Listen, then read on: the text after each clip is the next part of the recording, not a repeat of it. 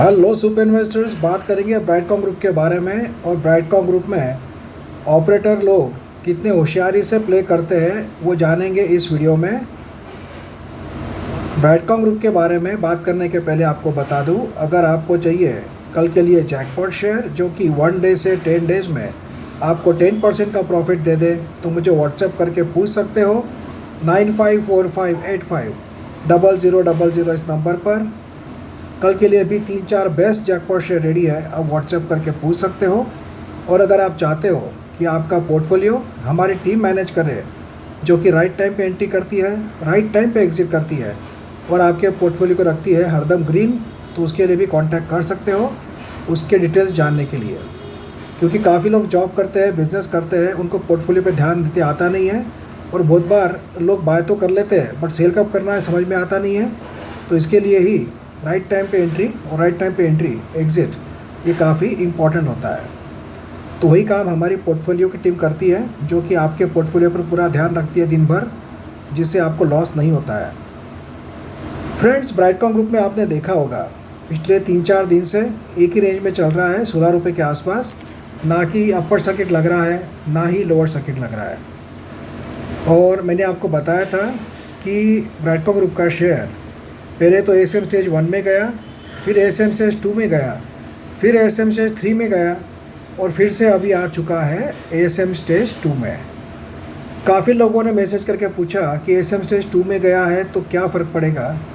तो फ्रेंड्स, सबसे पहले बताना चाहता हूँ कि एएसएम स्टेज 2 में जाने के कारण कोई फ़र्क नहीं पड़ेगा। इसका सर्किट लिमिट अभी भी 5% ही है, वो चेंज नहीं हुआ है। दूसरी बात, इसमें इंट्राडे भी चलेगा, मतलब आप सेम डे बाय करके सेम डे सेल कर सकते हो, उसमें भी कोई फ़र्क नहीं पड़ने वाला है। तो अब सवाल यह है कि ऐसा कैसे हो गया, एएसएम स्टेज 3 से एएसएम स्टेज में क्यों आया 2 में। फ्रेंड्स, यही काम करते हैं ऑपरेटर लोग। ऑपरेटर लोग क्या करते हैं, शेयर लगातार ऊपर जा रहा था, उन्होंने नीचे से उठाया और ऊपर आके बेच दिया। आप रोज़ देख रहे होंगे कि शेयर नीचे से उठाते हैं और ऊपर बेच देते हैं। और अगर आप डिलीवरी परसेंटेज देखोगे ब्राइटकॉम ग्रुप का पिछले 1-2 हफ्ते का, तो आपको दिखेगा 40 से 50% यही डिलीवरी परसेंटेज होता है। क्यों इतना कम होता है? क्योंकि ऑपरेटर लोग नीचे से उठाते हैं, 25-50 पैसे पर शेयर कमाकर ऊपर जाकर बेच देते हैं। तो ये इंट्राडे में ही पॉसिबल होता है। और इंट्राडे कब चलेगा कि जब तक ब्राइटकॉम ग्रुप का शेयर एएसएम स्टेज 4 में नहीं चल जाता है, जब तक इसमें इंट्राडे चलते रहेगा। मतलब जब तक बी सेगमेंट में ब्राइटकॉम ग्रुप का शेयर नहीं आता है, इसमें इंट्राडे अलाउड रहेगा।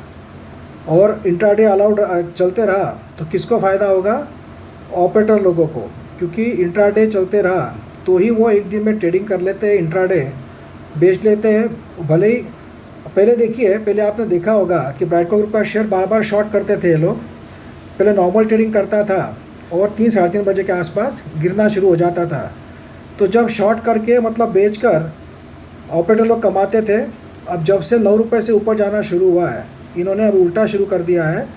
जब भी शेयर थोड़ा लड़खड़ाने लग जाता था, गिरू करता था, तो ऑपरेटर लोग क्या करते थे, नीचे से उसको उठाना शुरू करते थे। नीचे से उठाते थे, फिर रिटेलर लोग भी कूद जाते थे। जब अपर सर्किट लग जाता था तो धीरे धीरे ऑपरेटर लोग बेच देते थे। ऐसा इंट्राडे में ऑपरेटर लोग लाखों करोड़ों रुपए कमा लेते हैं, जो कि रिटेल इन्वेस्टर लोगों को पॉसिबल नहीं होता है। क्योंकि इतना पैसा लगाकर पंप करना और ऊपर ले जाना रिटेल इन्वेस्टर लोगों के लिए पॉसिबल नहीं होता है, और ऑपरेटर लोगों को पॉसिबल होता है और इसमें वो लोग कमाते हैं। तो ऑपरेटर लोग नहीं चाहते हैं कि ब्राइटकॉम ग्रुप का शेयर एएसएम स्टेज 4 में जाए, क्योंकि एएसएम स्टेज 4 में जाएंगे तो नंबर 1 इंट्राडे हो जाएगा बंद, और दूसरी बात, आपको डिलीवरी लेकर आप दूसरे दिन बेच नहीं पाएंगे, तीसरे दिन ही बेच पाएंगे। तो उस कैटेगरी में जाने के कगार पर ब्राइटकॉम ग्रुप का शेयर था। क्योंकि एएसएम स्टेज 3 में जाने के बाद इसमें अगर 4-5 दिन और अपर सर्किट लगते थे तो सेबी या एक्सचेंजेस बीएससी एनएससी को डाल देते थे एएसएम स्टेज 4 में, और एएसएम स्टेज 4 में डाल देते तो इसमें हो जाता था इंट्राडे बंद और डिलीवरी उठानी पड़ती थी, और ऑपरेटर लोगों को फिर हो जाती थी दिक्कत। तो इसीलिए ऑपरेटर लोग क्या करते हैं कि इसको भाई एएसएम स्टेज 3 में जा चुका है, अब इसको एएसएम स्टेज 4 में जाने देना नहीं है।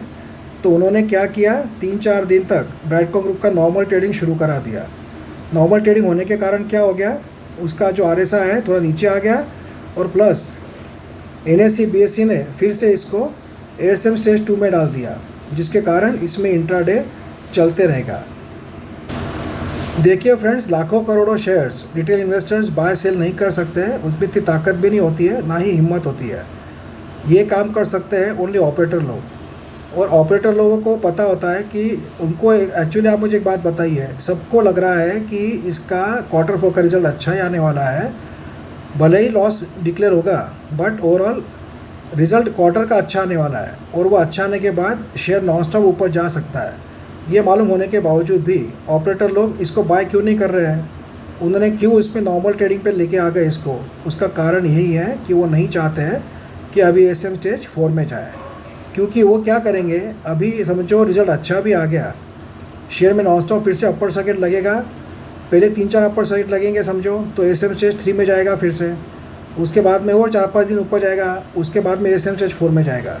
और जब तक वो लोग अपना प्रॉब्लम सॉल्व कर सकते हैं, मतलब जब तक वो एएसएम स्टेज 3 तक जाता है, आज बाय करेंगे कल सेल कर सकते हैं, तो उनको सेफ्टी उनके हाथ में चाहिए होती है ऑपरेटर लोगों को, और इसीलिए वो लोग कभी कभी शेयर को कंट्रोल कर लेते हैं और नॉर्मल ट्रेडिंग कराने लगाते हैं, जिसके कारण ऑटोमेटिक शेयर स्टेबल हो जाता है, और नॉर्मल ट्रेडिंग करने लग गया तो फिर से इसकी एएसएम की जो स्टेज होती है वो चेंज हो जाती है।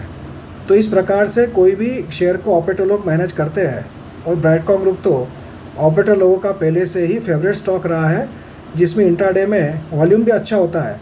तो भले ही 20-30 पैसे मिलते हैं, तो अगर 8-10 लाख शेयर का ट्रेडिंग किया तो बहुत अच्छे पैसे एक ही दिन में मिल जाते हैं। ऑपरेटर लोगों को रिटेल इन्वेस्टर की साइकोलॉजी पता होती है कि जब नॉर्मल ट्रेडिंग शुरू कर देता है ना, तो लोग रुक जाते हैं, बाय करना बंद कर देते हैं। जब अपर सर्किट में जाते रहता है, जब सब लोग कूद के बाय करते हैं, तो इसीलिए इन्होंने इसमें अपर सर्किट लगने से रोक दिया, सेलिंग प्रेशर ला दिया एक दिन। जैसे सेलिंग प्रेशर लाया, रिटेलर लोग भाग जाते हैं, डर जाते हैं कि नहीं भाई गिर जाएगा, तो वो बाइंग बंद कर देते हैं, और बंद करने के बाद फिर कोई हिम्मत नहीं करता है बहुत क्वांटिटी में बाय करने की, और फिर इसमें नॉर्मल ट्रेडिंग शुरू हो जाता है। तो ये सब चीज़ें मैनेज करना, और अभी कैसा हो गया है, ब्राइडकॉम ग्रुप का शेयर 16-17 रुपये का है, 15 रुपये का है, तो इसमें पैसा भी बहुत कम लगता है मैनेज करने के लिए। तो ये सब पॉसिबल हो जाता है उन लोगों के लिए, ऑपरेटर लोगों के लिए। तो इसीलिए ये सब ऑपरेटर लोग मैनेज करते हैं। तो एएसएम स्टेज 2 में जा चुका है अभी, हालांकि सर्किट लिमिट अभी भी 5% है, और इंट्राडे इसमें चलेगा। ये सब T+2 के सेगमेंट में अभी तक गया नहीं है, तो इसीलिए ऑपरेटर लोग बराबर इसको मैनेज करके चला रहे हैं।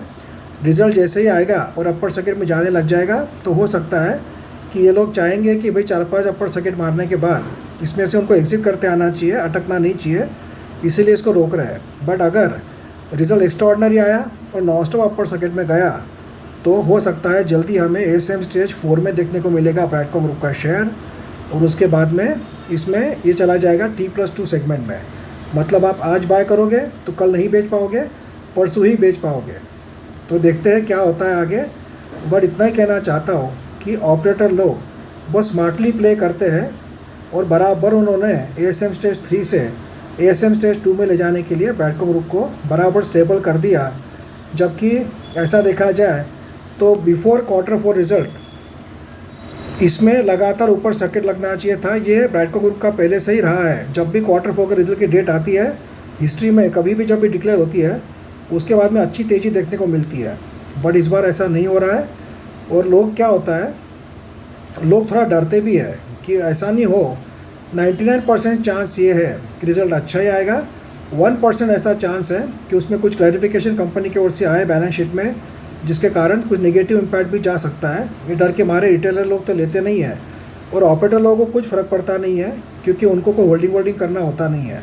उनको तो सिर्फ इतना ही चाहिए, आज बाय करो कल सेल करो। और अभी आप देख रहे होंगे कि जो भी 3-4 दिन से एक फ्लक्चुएशन हो रहा है शेयर में 20-30 पैसे का, उतना ही ऑपरेटर लोगों के लिए सफिशिएंट हो जाता है कमाने के लिए, और इसीलिए वो नहीं चाहते हैं कि ये T+2 सेगमेंट में जाए।